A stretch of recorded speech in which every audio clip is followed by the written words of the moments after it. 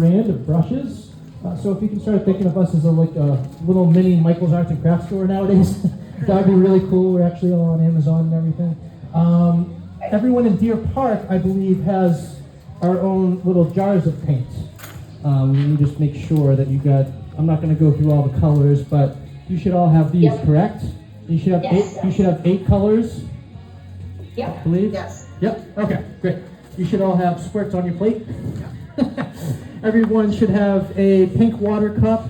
I figured pink was the right color for today. That is on your right-hand side. That is to wash off your brushes. Do me a favor. Do not drink from the water cup. And then oppositely, do not wash off your brush in your drink. I don't know what you're drinking, but I've seen it happen. If you're drinking wine, just be very careful, okay?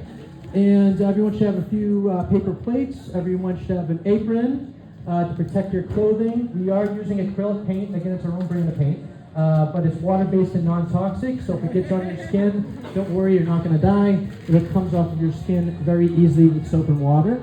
And everyone should have some napkins, and I believe that's all the supplies. So